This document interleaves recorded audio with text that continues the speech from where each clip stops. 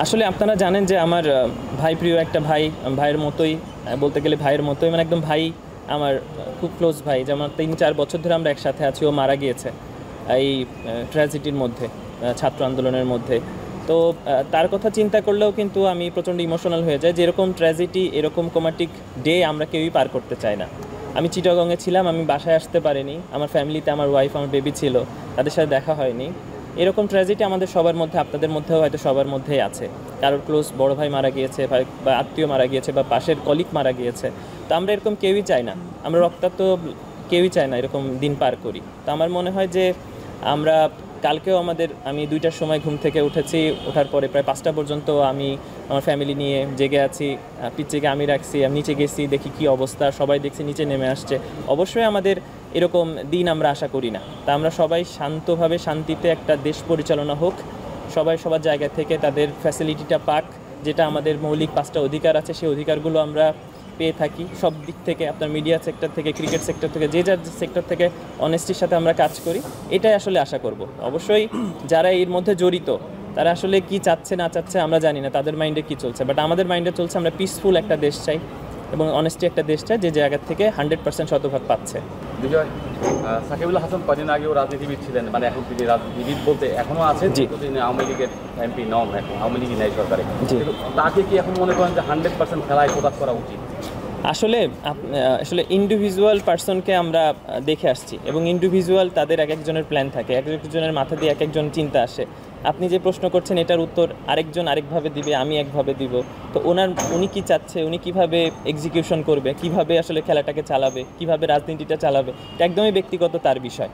আমরা আসলে ওনাকে যখন মাঠে পাবো, তখন আমরা as a cricketer Shakib Al হাসানকে চাই, as a person to person চাই। তো আমি মনে করি যে সাকিব আল হাসান যখন ক্রিকেটে আসবে, ক্রিকেটের বড় ভাই হিসেবে আমরা চোখের সামনে দেখতে চাই। ক্যাপ্টেন, জি, আপনার এই অবস্থা ঠিক টাইমের মধ্যে দিয়ে যাচ্ছে, এমন একটা পরিস্থিতি হচ্ছে, আপনারা ঘুরে যাচ্ছেন, এখানে আপনাদের একটা সেঞ্চুরি কিংবা আপনাদের একটা বাংলাদেশের 94% মানুষ হচ্ছে ক্রিকেট পছন্দ করে, তাদের জন্য একটা পিকনিক হতে পারে, যে বিষয়টা ভেবেছেন? এক্স্যাক্টলি, আমি আসলে একটা মিটিং হয়েছিল, আমি এই কথাটাই বলেছি। আসলে আমরা প্রথমে হলো একটা ইমোশনের জায়গা বাংলাদেশের ক্রিকেট, বাংলাদেশের স্পোর্টস, তারপরে আমরা এন্টারটেইনার, মানে আমরা সবাইকে আনন্দ দিই, এক করি, ব্যাপারটা এরকম থাকে। তো আমাদের একটা জয়, আমাদের একটা ভালো ইনিংস, আমাদের একটা দুর্দান্ত কিছু দৃশ্য যদি আমরা মানুষ দেখে, তা অবশ্যই তাদের একটা পিস আসবে, তাদের এক করার সুযোগ হবে।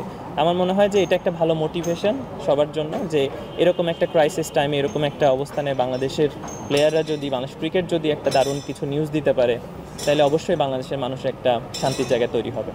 সাকিব আল হাসান ক্রিকেটার হওয়ার কারণেই কিন্তু মানে তিনি এমপিও হয়েছেন, জনপ্রিয়তা তার সাধারণ মানুষ ভালোবাসে বলেই হচ্ছে কিন্তু তিনি আজকে এই পজিশনে এসেছেন। সাধারণ মানুষ যখন আন্দোলন করছে, আপনারা ক্রিকেটার, অনেক ক্রিকেটার আসলে আওয়াজ তুলেছেন, সাকিব আল হাসান তোলেন নাই, মাশরাফি, আজকে মাশরাফিও কিন্তু তার ওই ক্রিকেটের কারণে, মানুষের ভালোবাসার কারণেই তাদের যে অবস্থানটা ছিল, এরপরে আপনারা আসলে বা যারা ক্রিকেটাররা রয়েছেন এই আন্দোলনের সাথে ছিলেন, মানে ছাত্রদের পক্ষে কথা বলেছেন, তারা তাদেরকে আসলে কীভাবে নিচ্ছেন বা আপনার? না, আপনার আগের প্রশ্নটার অ্যান্সার একই রকম। আসলে এটা এক একজনের ইন্ডিভিজুয়াল মানে পার্সন উইথ পার্সন এইসব আসলে স্ট্যাটাস দেওয়া বলেন বা কথা বলা বলেন। যেমন আমি কোমাটিক লাইফ লিড করেছি তাদের পরিবারকে নিয়ে, আমার পরিবারকে নিয়ে, আমার এত কাছের একটা ভাই। তো আমি আসলে ওকে নিয়েই আমার দিন পার হয়েছে, ওকে চিন্তা করে পার হয়েছে। তো আমি আসতে পারিনি ফ্যামিলিতে, ওদের বাসায় দেখার সুযোগ হচ্ছিল না, মানে আমার এরকম একটা লাইফ গেছে। আমি এই জন্য আমি ওকে নিয়ে পোস্ট করেছি, এবং আমি চাইনি এরকম একটা অশান্তি তৈরি হোক। বাট আরেকজন অন্যভাবে চিন্তা করছে, হয়তো সে যেভাবে চিন্তা করবে সেটা আমি চিন্তা করব না। তা আমাদের এটা সবাই যখন কথা হয়, তখন একই কথা হয়, তার ব্যক্তিগত লাইফ, সে কী করবে না করবে আসলে সে ভালো বলতে পারবে। তো অবশ্যই উনি যেটা ভালো মনে করেছেন সেটা করেছেন। একটা বিষয় যেটা আমরা আসলে ইমরুল কায়েসকে দেখেছি, জি, বৈষম্যের ব্যাপার নিয়ে তিনি সামাজিক মাধ্যমে কথা বলেছেন। দীর্ঘদিন জাতীয় দলে আছেন এবং কি বাহিরে জাতীয় দলের মানে সার্কিটের মধ্যে আছেন, আপনি কখনো ফেস করেছেন এই ধরনের বৈষম্য বা কোনো ধরনের অন্য ক্রিকেটাররা আপনার সাথে শেয়ার করেছে এই ধরনের কিছু হয়েছে? আসলে এটা তো হতেই থাকবে, এটা আপনিও বলতে পারবেন না যে আপনার সাথে হয়নি, আসলে হতেই থাকে। বাট এটা যত কম হওয়াটা, সামনে যেন কম হয়, আমরা এটা সবাই আশা করব। আর যখন আসলে দায়িত্ব নেওয়ার সময় আসবে আমাদের 1-to-1, যার দায়িত্ব যেটা সে যদি পালন করতে পারে বা যার ওপিনিয়নের সুযোগ আসবে, যে আজকে আমার এখানে সুযোগ এসেছে আপনাদের সাথে কথা বলার। যদি আমি দুইটা কথার মাধ্যমে যদি ইমপ্রুভ করতে পারি তাহলে আমি করব। তো এরকম জায়গায় যাদের যাদের সুযোগ আসবে, অপরচুনিটি, আমি মনে করি তাদেরকে অপিনিয়নটা দেওয়া উচিত, অনেস্ট অপিনিয়ন, যেটা হচ্ছে বা এটা হওয়া উচিত। আমার কাছে মনে হয় এটা অবশ্যই জরুরি। আমার এই প্রশ্নটার সঙ্গে একটা সম্পূর্ণ প্রশ্ন আছে আপনার কাছে, সেটা হচ্ছে আমি প্রথমে আপনাকে ধন্যবাদ দিতে চাই। আপনার আসলে আমি যখন দেখেছিলাম আপনার ভিডিও, এটা আমার নিজেকেও মোটিভেট করেছে, এবং আপনারা যারা সবাই জিনিসটা করেছেন একসাথে হয়ে একটা আন্দোলনে সামিল হয়েছেন, এটা দেখেও আমাকে ভালো লেগেছে। যে আমি ওয়েট করছিলাম যে আপনারা কখন হয়তো কথা বলবেন। আপনার দেখার পরে আসলে নিজেকে ইন্সপায়ার ফিল করেছি, আপনাদেরকে আমার খুব কাছের মানুষ মনে হয়েছে। এবং এটা আমি মনে করি আপনার এই কমপ্লিমেন্টটা আমাদের পুরো প্রিয় সাংবাদিকরা, আমরা যারা সেখানে আসলে দাঁড়িয়েছিলাম, এটা আমরা সবাই রিসিভ করলাম with thanks. Thank you so very much. আমি এই প্রশ্নটার সঙ্গে একটা সম্পূর্ণ প্রশ্ন আপনাকে করতে চাই। স্বাধীন এবং স্বাধীনতা, এই দুটো শব্দ এই রিসেন্ট টাইমে সবচেয়ে বেশি উচ্চারিত হয়েছে পুরো বাংলাদেশের মানুষের কাছে বিভিন্ন সেক্টরে।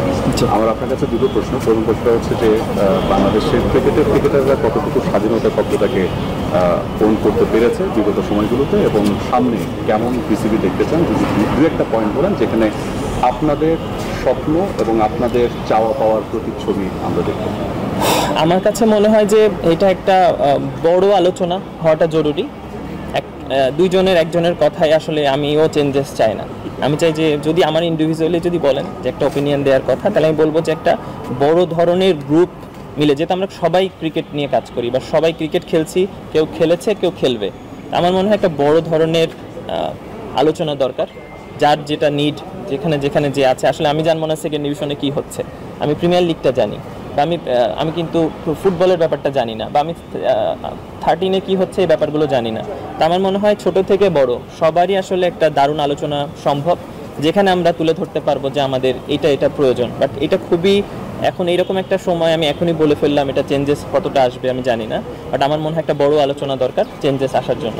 আর আসলে আমরা এটা সত্যি যে আমরা আমাদের কাঙ্ক্ষিত যেই অর্জন, যে অর্জনটা আমরা মানুষকে দিতে চাই, আমরা একটা ট্রফি দিতে চাই, আমরা এশিয়া কাপের একটা ট্রফি দিতে চাই, আমরা একটা ওয়ার্ল্ড কাপের ট্রফি দিতে চাই, আমরা দারুণ কিছু টুর্নামেন্টের একসাথে হয়তো খেলছি, সেই টুর্নামেন্টের একটা ট্রফি আমরা দিতে চাই, আমাদের স্বচ্ছ ক্রিকেট চাই। জিনিসগুলো কিন্তু মানুষ আশা করে বসে আছে, কিন্তু সেটা আমরা এখনও দিতে পারিনি। যেটা আমাদের আন্ডার-19 দিয়েছে বা আমাদের মেয়ে ক্রিকেটাররা দিয়েছে, সেই জিনিসটা কিন্তু এখনও আমাদের বড় সার্কিটে কিন্তু আমরা দিতে পারিনি। তা আমাদের মধ্যে এই জিনিসটা এখনও আমরা উপলব্ধি করি যে আমাদের একটা বড় অর্জন দেওয়াটা জরুরি এই দেশের জন্য, এই স্বাধীন দেশের জন্য, যেটা আমরা চেষ্টা করব আমি মনে করি।